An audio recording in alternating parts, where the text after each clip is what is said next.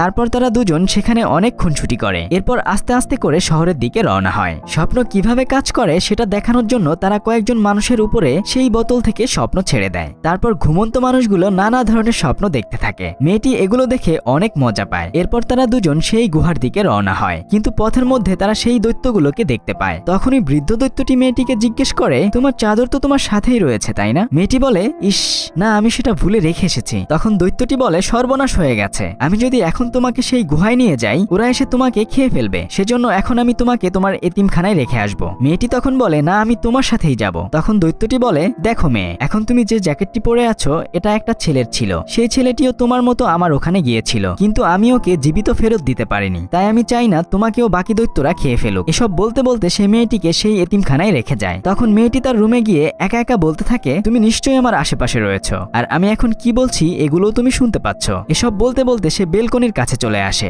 এরপর রেলিং এর উপরে দাঁড়িয়ে চোখ বন্ধ করে লাফ দেয়, আর তখনই দৈত্যটি এসে তাকে ধরে ফেলে। কি আর করা, নিরুপায় হয়ে দৈত্যটি মেয়েটিকে নিয়ে সেই গুহার দিকে রওনা হয়। ওদিকে একটি দৈত্য ঘাসের নিচ দিয়ে লুকিয়ে লুকিয়ে তাদেরকে দেখতে থাকে। তারা দুজন গুহার মধ্যে এসে বাকি দৈত্যদের থেকে কিভাবে বাঁচা যায় সেই বুদ্ধি খুঁজতে থাকে। ঠিক তখনই একটি দৈত্য গুহার মধ্যে প্রবেশ করে। চাদরটি বের করে সে বলে, তোর কাছে নিশ্চয়ই কোনো মানুষ লুকিয়ে রয়েছে। এরপর এক এক করে বাকি সব দৈত্যরা নাকের কাছে নিয়ে সেই চাদরের ঘ্রাণ নিতে থাকে। তারপর সবাই মিলে মেয়েটিকে খুঁজতে থাকে। মেয়েটি লুকিয়ে লুকিয়ে তাদের কাছ থেকে পালিয়ে যায়। সে এতই ছোট যে তারা তাকে একদমই দেখতে পায় না। এরপর সে একটি গাছের ভেতরে প্রবেশ করে। সেই বৃদ্ধ দৈত্যটি এবং একটি ছেলের আঁকা বিভিন্ন ধরনের ছবি সে দেখতে পায়। এরপর খুঁজতে খুঁজতে সে তখন রানীর ছবি দেখতে পায়। এদিকে দৈত্যরা সারা ঘর ভেঙে চুরমার করে ফেলে। কোথাও মেয়েটিকে খুঁজে না পেয়ে তারা হতাশ হয়ে চলে যায়। বৃদ্ধ দৈত্যটির সমস্ত বোতলগুলো ভেঙে চুরমার হয়ে যায়। মেয়েটি তখন দৈত্যটির কাছে এসে বলে, যাক বাবা, এ যাত্রায় বেঁচে গিয়েছি, কিন্তু এভাবে তো সারা জীবন থাকা যায় না তাই না? তবে আমার মাথায় একটা বুদ্ধি এসেছে।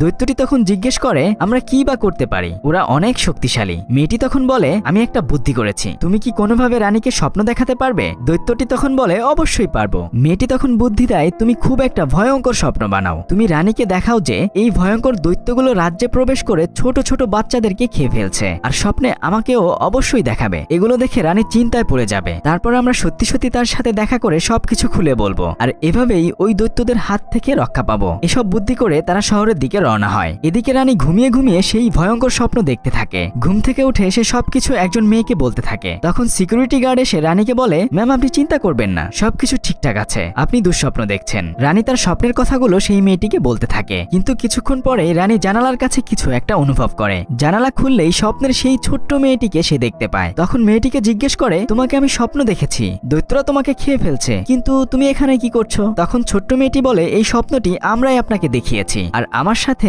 আমার আরেকজন দৈত্য বন্ধু রয়েছে, সে বাগানে লুকিয়ে আছে। রানী তখন মেয়েটিকে বলে, তুমি তাহলে দৈত্যটিকে আমার সাথে দেখা করতে বলো। ছোট্ট মেয়েটি বলে, আগে আপনি আমাকে কথা দিন, আপনি আমার দৈত্য বন্ধুর কোনো ক্ষতি করবেন না, কিংবা তাকে আটকে রাখবেন না, আপনার সাহায্য আমাদের প্রয়োজন। রানী তখন তাকে কথা দেয়। তারপর মেয়েটি দৈত্যটিকে বের হয়ে আসতে বলে। দৈত্যটি বের হয়ে আসলে সমস্ত গার্ডরা তাকে আটক করে। রানী তখন দৈত্যটিকে ছেড়ে দিতে বলে। দৈত্যটি তখন রানীর কাছে এসে সমস্ত ঘটনা খুলে বলে। রানী তখন বলে, আমি অবশ্যই তোমাকে সাহায্য করব। সে তার গার্ডকে বলে, দেশের সমস্ত সেনাপ্রধানদেরকে খবর দাও, আমাদেরকে দৈত্যদের রাজ্যে আক্রমণ করতে হবে। এরপর দৈত্যটি রাজপ্রাসাদে প্রবেশ করে। এত বিশাল দেহের কারণে যেখানে সেখানে বেচারা বেঁধে যায়। যাই হোক, তারপর বিশাল একটি টেবিলে তাকে খাবার দেয়া হয়। রাজকর্মচারীরা মই বেয়ে তার টেবিলের উপরে তাকে খাবার দিয়ে আসে। মন ভরে সে বিভিন্ন ধরনের খাবার খেতে থাকে। ওদিকে ছোট্ট মেয়েটিও রানীর সাথে খাবার খেতে থাকে। দৈত্যটিকে বিশাল বড় একটি পাত্রে কফি দেওয়া হয়। সে কফিতে চুমুক দিয়েই সেটা ফেলে দেয়, যার ফলে নিচে থাকা রাজকর্মচারীদের একদম গোসল হয়ে যায়। দৈত্যটি বলে, এসব পচা জিনিস মানুষ খায় কেমনে, আমি গ্রিন ককটেল খাবো। এই বলে সে তার ব্যাগ থেকে সেই গ্রিন ককটেল বের করে। তারপর সে গ্লাসের মধ্যে সেই গ্রিন ককটেল ঢালতে থাকে। এর মধ্যেই সব সেনাপ্রধানরা রাজ্যে উপস্থিত হয়। একটা ম্যাপ বের করে কোথায় দৈত্যরা রয়েছে সেগুলো খুঁজে বের করে।